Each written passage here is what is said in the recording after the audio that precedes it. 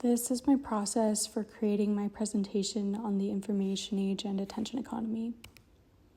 The idea I had for my project was that I wanted to help people be more present in their day-to-day lives. After mentioning this to one of my professors, he recommended an article to me called What It Takes to Put Your Phone Away. It was very insightful, and its main points became a cornerstone of my project. This book, How to Do Nothing, was mentioned in the article, so I picked up a copy and started reading it. But after a couple chapters, I decided to put a bookmark in it and save it for another time.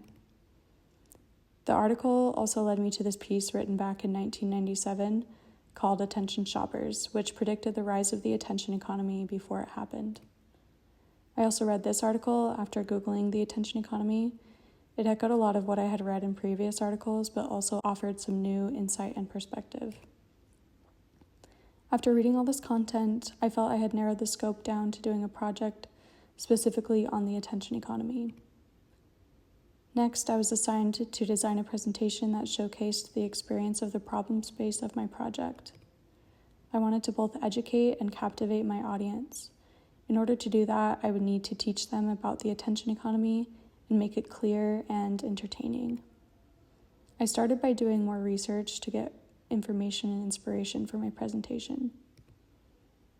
Here are some sources that influenced my final presentation. This source helped me understand and illustrate the history of the information age. This one helped me understand compression technology and how it related to the popularization of social media. This source gave me both illustrative data and inspiration for my visual strategy. This source contained a shocking figure about the amount of information there is on the internet. And this source helped me parse out the types of information that are collected while we use our phones.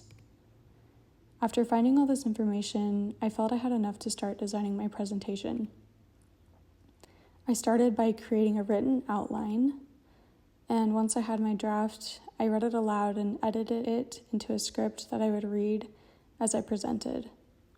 I made sure that my script was broken down into sections, each representing a single idea or thought to both make my presentation easy to understand and to be able to visually express one idea at a time.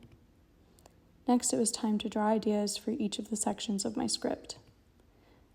I started with rough sketches that conveyed the basic elements of each of the ideas. I also adapted some of the visual elements, which is credited in the final presentation. I didn't spend much time on the sketches, but I spent enough time to make sure I wouldn't later need to wonder what my sketches meant.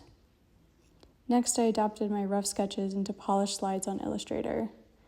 This was definitely the most fun I had while working on this project. I felt confident in my process, and the visuals were going to tie everything together. Once I finished my Illustrator slides, I was finished. I ran through my presentation several times to make sure everything made sense and conveyed what I wanted. I presented my slides and got great feedback. You can see the finished product on the project page on my website. Thanks for watching.